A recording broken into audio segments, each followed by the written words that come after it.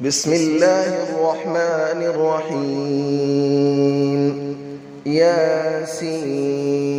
والقرآن الحكيم إنك لمن المرسلين على صراط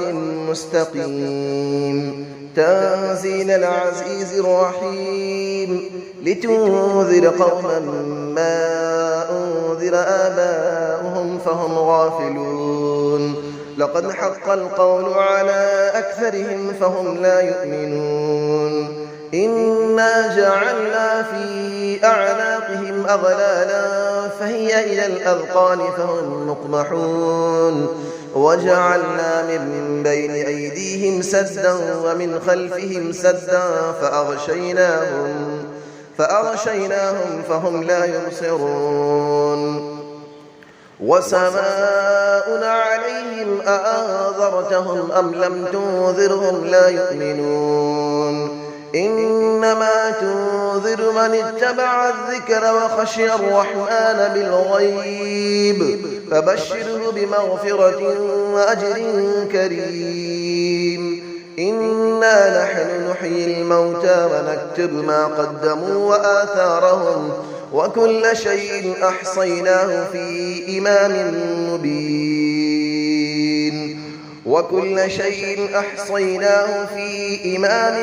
مبين واضرب لهم مثلا أصحاب القرية إذ جاءها المرسلون إذ أرسلنا إليهم 2 فكذبوهما فعززنا بثالث فقالوا إنا إليكم مرسلون قالوا ما أنتم إلا بشر مثلنا وما أنزل الرحمن من شيء إن أنتم إلا تكذبون قالوا ربنا يعلم إنا إليكم لمرسلون وما علينا إلا البلاغ المبين قالوا إنا تطيرنا بكم لئن لم تنتهوا لنرجمنكم وليمسنكم منا عذاب أليم قالوا طائركم معكم أئن ذكرتم بل أنتم قوم مسرفون وجاء من أقصى المدينة رجل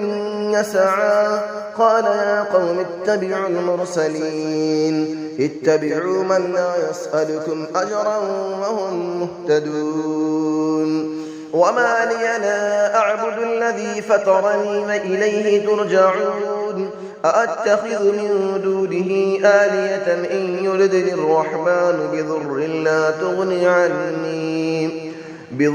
لا تغني عني شفاعتهم شيئا ولا ينقذون إني إذا لفي ضلال مبين إني آمنت بربكم فاسمعون قيل ادخل الجنة قال يا ليت قومي يعلمون بما غفر لي ربي وجعلني من المكرمين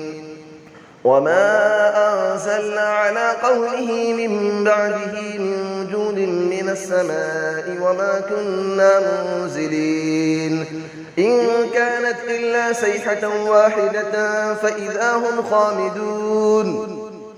يا حسرة على العباد ما يأتيهم من رسول إلا كانوا به يستهزئون ألم يروا كم أهلكنا قبلهم من القرون أنهم إليهم لا يرجعون وإن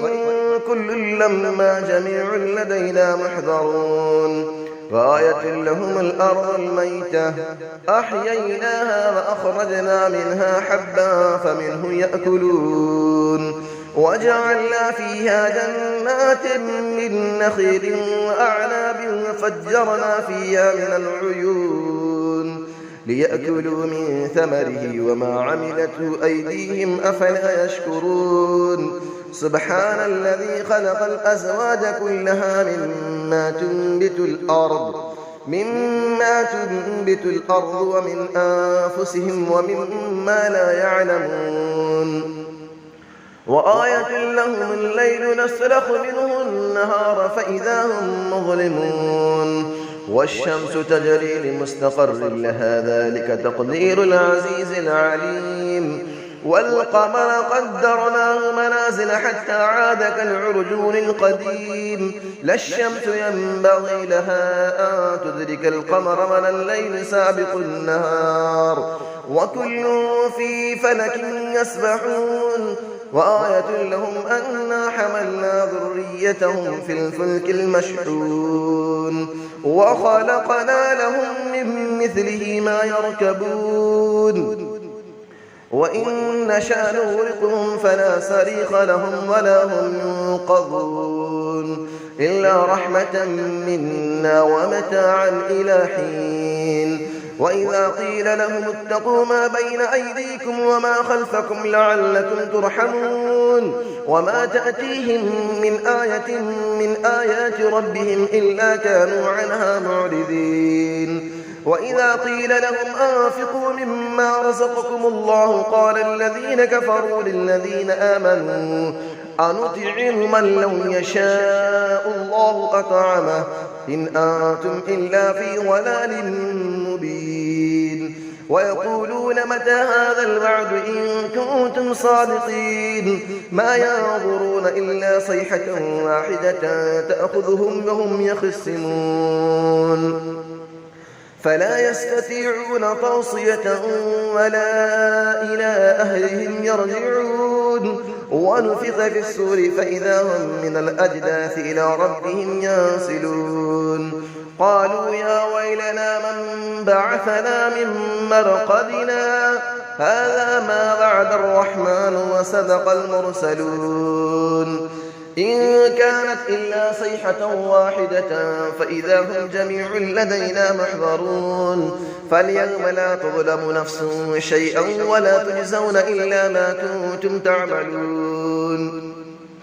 إن أصحاب الجنة اليوم في شغل فاكهون هم وأزواجهم في ظلال على الأرائك متكئون لهم فيها فاكهة ولهم ما يدعون سلام قولا من رب رحيم وامتازوا اليوم أيها المجرمون ألم أعهد إليكم يا بني آدم ألا تعبدوا الشيطان إنه لكم عدو مبين وأن اعبدوني هذا صراط